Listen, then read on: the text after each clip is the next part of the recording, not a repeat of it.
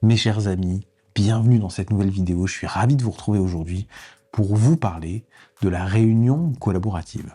Il s'agit en fait d'une méthodologie d'intervention, plus spécifiquement de conduite de réunion, dans un cadre partenarial pour aller vers de la collaboration complexe. Et donc aujourd'hui, on parle plus spécifiquement de la manière d'aborder cette réunion collaborative, de comment est-ce qu'elle se met en place, comment elle se conduit, de telle manière à ce que vous puissiez l'utiliser dans vos espaces professionnels quotidiens. La réunion collaborative est issue de la méthode stratégique résolutive. Pour ceux qui connaissent cette méthode, vous allez voir que quand on décline les étapes de la réunion, il y a un parallélisme qui peut être retrouvé avec les étapes de l'entretien. Mais aussi, la réunion collaborative puise son essence dans le concept de la collaboration complexe, de l'interdisciplinarité, voire la transdisciplinarité et de l'intelligence collective. Les modalités de la réunion collaborative telles que je vais vous les présenter peuvent être utilisées que ce soit dans le monde entrepreneurial ou tout autant dans le social, la santé, les établissements scolaires. Et donc à chaque fois où il y a des protagonistes qui veulent co-construire ensemble un projet commun et qui tiennent vraiment à l'intelligence collective, ils peuvent faire appel à cette modalité de partenariat. Pour commencer, il serait peut-être question de parler du profil de l'animateur. Parce que animer une réunion, ce n'est pas seulement la répartition de la parole entre les uns et les autres, mais surtout c'est un maillage entre les différentes interventions que les protagonistes peuvent amener dans un tout complexe qui permet la coexistence des avis de tout le monde. Dans l'essence de la collaboration complexe, il faut savoir qu'il n'y a pas de hiérarchie. On est dans la parité au niveau des décisions, de l'implication et la poursuite des résultats. Ce qui fait que pour animer une réunion collaborative, il n'est pas nécessaire d'être supérieur hiérarchique. Ce ne sont pas nécessairement les directeurs, les chefs de service ou les personnes qui ont un statut de cadre qui vont animer ces réunions.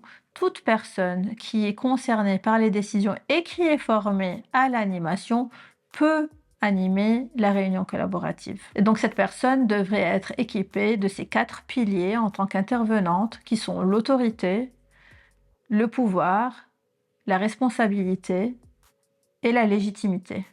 Donc cette personne devrait se sentir capable d'animer selon cette méthodologie que nous allons décliner, qu'elle puisse être raisonnablement formée, qu'elle puisse savoir par où elle va faire passer les uns et les autres par la réflexion jusqu'à la phase décisionnelle avec laquelle on va conclure cette réunion, et qu'elle puisse avoir la légitimité et la crédibilité qui lui est accordée par les autres membres du groupe. Donc, la place de l'animateur ne s'improvise pas.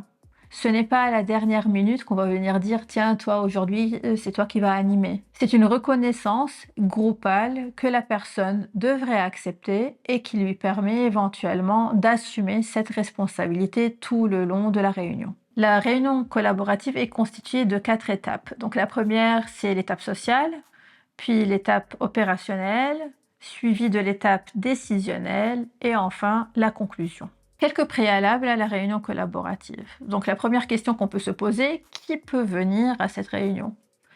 Toute personne concernée par la décision ou les décisions devraient être dans cette réunion.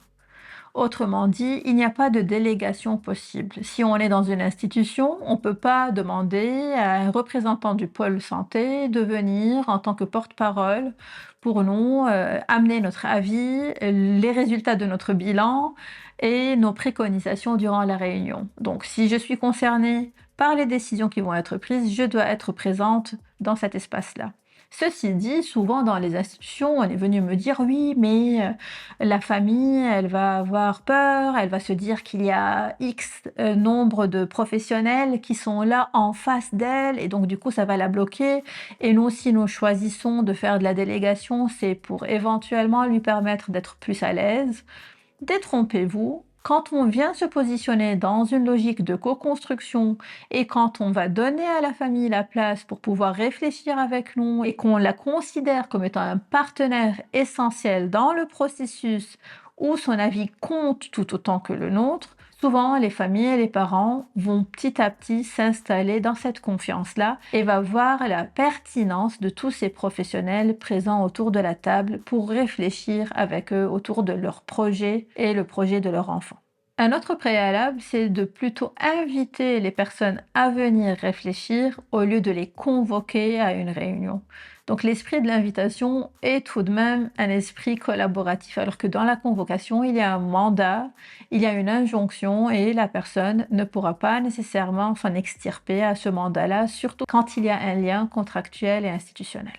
Un troisième élément peut-être à élucider, toute réunion n'est pas nécessairement collaborative. Il se peut, certaines fois, dans les institutions, de faire des réunions où il y a de la délégation, certaines réunions où on a besoin qu'il puisse y avoir un cadre, une hiérarchie, un certain pouvoir. Ceci est vrai quand il y a un rappel au cadre, quand il y a certains dépassements, où les personnes qui ont un statut hiérarchique sont censées rappeler le cadre, sont censées sécuriser l'espace et permettre à ce que le travail puisse être fluide selon des normes et des règles bien claires. Donc, toute réunion n'est pas nécessairement collaborative, mais quand on veut vraiment co-construire ensemble, c'est le meilleur moyen pour le faire. Ce format de réunion dure aux alentours d'1 heure et demie. Et donc souvent, je peux aussi entendre dans les institutions comme quoi ça peut être difficile de pouvoir libérer les personnes pendant 1 heure et demie et que tout le monde puisse être autour de la table. Souvent, on me dit c'est idéal, on aimerait bien pouvoir libérer nos professionnels, mais les conjonctures, les contrats et les pourcentages de présence dans l'institution ne le permettent pas nécessairement. Pour cela, quand on parle de la collaboration complexe, on pense plutôt à une idéologie d'intervention à laquelle adhère toute l'institution, qui est portée par la direction et qui permet de se donner les moyens pour pouvoir être autour d'une table quand il le faut. Si on va appliquer les réunions collaboratives pour les projets personnalisés, par exemple, on peut se dire que sur une année, on peut avoir un minimum de 2 réunions collaboratives, chacune à compter à peu près 1 heure et demie de temps de travail autour du projet, en la présence de toutes les personnes concernées, donc la famille, l'enfant, l'équipe interdisciplinaire et toute autre personne qui pourrait être décisionnelle dans ce projet. Et dans cette logique-là, il faut se donner les moyens d'être équipé pour venir à la réunion collaborative. Ceci dit, ce n'est pas l'espace pour venir partager les résultats des bilans, par exemple, orthophoniques, psychomoteurs et ainsi de suite. Les parents doivent être équipés, doivent être au courant de ce qui concerne le bilan, poser les questions nécessaires pour pouvoir s'approprier à leur propre niveau les termes qui sont peut-être difficiles à comprendre.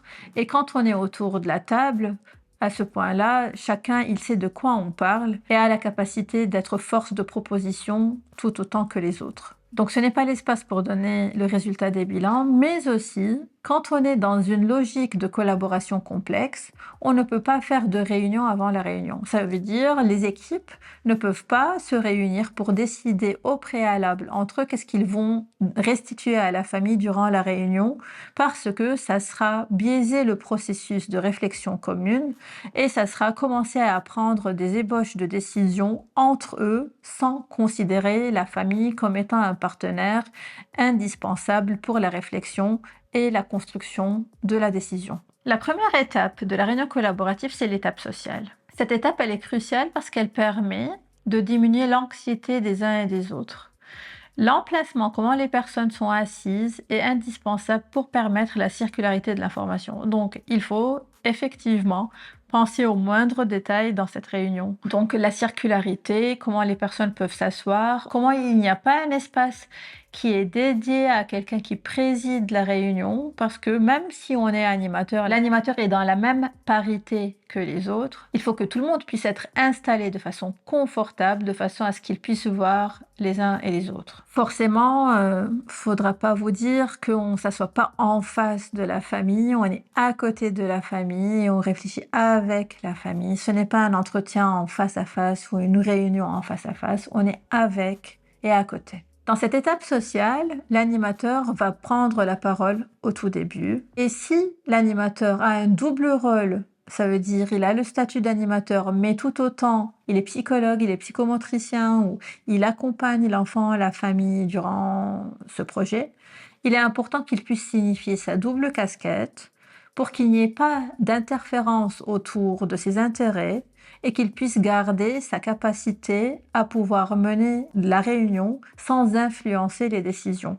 Et donc à chaque fois où à un moment donné, il pourra amener des éléments qui concernent son statut d'intervenant auprès de la famille ou de l'enfant, il va le signifier en disant en tant que psychologue, et il reviendra après à son rôle d'animateur. Donc l'animateur va se présenter de prime abord et puis il va demander à la famille à se présenter. Il va demander aux premiers membres de la famille, toujours commençant par les parents, puis l'enfant.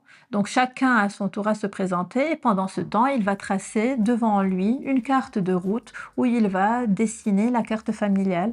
Donc il demandera au premier de se présenter, pas tel qu'il est lié au problème, mais plutôt tel qu'il est reconnu dans la société, d'où le nom de l'étape sociale. Éventuellement, il va questionner s'ils sont ensemble, séparés, et il va dessiner dans cette carte familiale les enfants, la fratrie et entre autres l'enfant qui pourrait être concerné, en rajoutant une question à la fin. Est-ce qu'il y a d'autres personnes significatives qui peuvent graviter autour de votre famille et que vous trouvez aujourd'hui essentielles à nommer dans cette réunion parce que éventuellement elles peuvent avoir de temps en temps peut-être une contribution importante dans ce projet-là. Une fois la famille présentée et la petite carte familiale dessinée sur le papier qui constitue la carte de route de l'intervenant, de l'animateur, à ce moment-là, il va donner la parole à chacun des professionnels à se présenter et pareil, pas autour de ce qui fait problème ou de la situation familiale ou de la situation spécifique de l'enfant,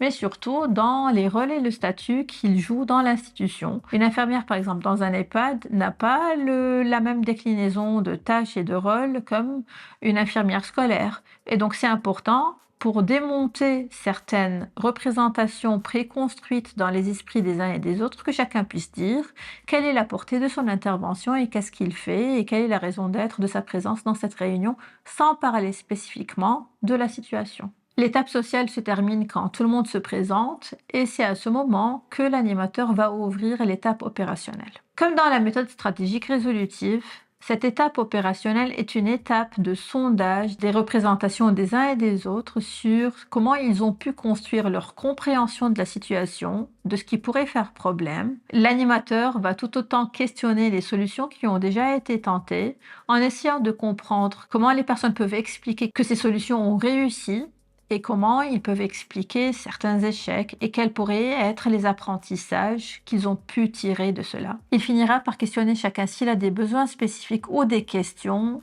qu'il aimerait élucider ou réfléchir avec les autres membres du groupe présent. L'animateur devra la faire avec chacun des protagonistes, à chacun à son tour. Il va créer un canal où il n'acceptera pas des interférences, des intrusions des uns et des autres, pour aller au bout de la pensée de chacun des protagonistes, pour qu'il puisse ouvrir ses cartes, mettre ses moyens sur la table, pour préparer l'étape qui suivra après, qui sera l'étape décisionnelle. Il est vraiment indispensable de ne pas entrer dans des interactions à ce stade-là les uns avec les autres. Sachez bien qu'on parle d'une collaboration et le fait de créer un canal ne nuit pas au concept de la collaboration. Au contraire, ça permet d'aller au fond de la représentation de chacun, ce qui permet également pour les autres qui sont en train de s'intéresser à ce qui est en train de se dire, parfois de faire certains recadrages dans leur esprit et de voir sous un autre niveau et d'autres angles la situation en question. L'étape opérationnelle est l'étape qui va prendre le plus de temps dans la réunion. Pendant ce temps, l'animateur sera en train de noter sur sa feuille de route à lui les idées qui sont en train de sortir, les solutions déjà tentées, et petit à petit, au fur et à mesure qu'il distribue la parole, il va pouvoir les classer dans des métacatégories. Ça veut dire, on va voir que le premier parent a une certaine préoccupation qui concerne l'autonomie, qu'il a essayé ça et ça. Il faut noter que la distribution de parole commence tout le temps, à chaque fois, avec les parents. Donc, il commence à donner la parole au premier parent qui est disponible à dire depuis la dernière fois, depuis la dernière réunion, quels sont les éléments qu'il a observés, avec quoi il arrive à cette réunion, quelle est la compréhension de la situation qu'il se fait aujourd'hui. Et donc, il va reformuler empathiquement en allant un peu plus loin dans sa reformulation sur ce qui a été amené. Puis, il va passer la parole au second parent, à l'enfant, et après, il va à tour de rôle, passer la parole aux professionnels, et là, les professionnels doivent tout autant aller au fond de leurs pensées. Il est indispensable que chacun des professionnels puisse livrer le fond de sa pensée, comment il est arrivé à son hypothèse, comment il a construit ses préconisations, qu'il puisse expliquer ses représentations, voir ses difficultés, tout autant que les parents. Une personne qui n'a rien à dire n'a pas sa place autour de la table. Une fois tout le monde a pris la parole et a pu amener ses représentations, c'est là où l'animateur va ouvrir la troisième étape qui est l'étape décisionnelle. Et c'est là où il va permettre aux uns et aux autres d'interagir ensemble. Et donc, il va commencer cette troisième étape à dire « J'ai pu remarquer durant cette réunion que vos intérêts peuvent converger autour de 4 catégories. La communication, l'autonomie, la propreté. Il a été question d'évoquer le système PEX, pour d'autres le Macathon. Petit à petit, comme un brainstorming va commencer, où l'un va dire et si on fait ça, et l'autre va rajouter oui, et avec ça on ajoute, et vous voyez, et donc petit à petit va se construire une certaine solution inédite, mais dans laquelle tout le monde est impliqué. L'animateur devrait à cette étape-là vérifier à chaque fois qui fait quoi, comment, dans quel délai, par quel moyen de communication, par écrit, par téléphone. Est-ce qu'ils se voient, les protagonistes concernés par la décision qui est en train d'être prise ou pas? Comment ils peuvent échanger ensemble pour pouvoir aboutir cette décision, et avec un rétro-planning qui va avec. L'étape décisionnelle aboutie, on arrivera à des décisions avec des déclinaisons en termes de tâches, en termes d'acteurs, en termes de critères d'évaluation, en termes de temporalité, qui permet de garder une traçabilité, une visibilité autour de ce qui nous attend. Et pour finir cette étape décisionnelle, il posera la question autour de si par hasard, l'un parmi nous a eu un empêchement ou a essayé de mettre en place sa part mais n'a pas réussi, comment il avisera les autres pour que on puisse réajuster le plan qui a été amené afin de ne pas se retrouver 4 mois plus tard au même stade où on s'est quitté aujourd'hui. Poser de telles questions est indispensable parce que ça permet d'officialiser les circuits de communication et de les expliciter. À défaut, chacun il peut sortir de la réunion après,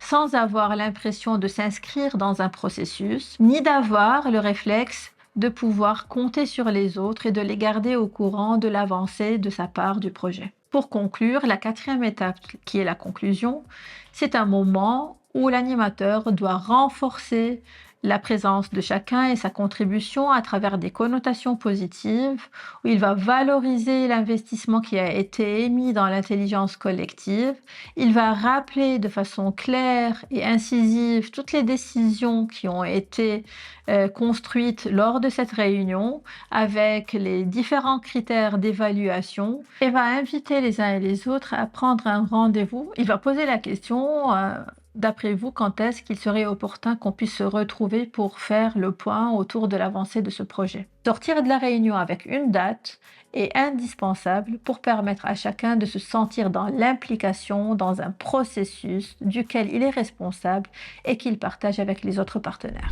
Voilà, j'espère que cette vidéo vous aura intéressé. Si vous avez des questions, n'hésitez surtout pas à les mettre dans les commentaires. On se fera un plaisir de vous y répondre avec Yara. Et en attendant avec impatience de vous retrouver pour une prochaine vidéo, prenez bien soin de vous.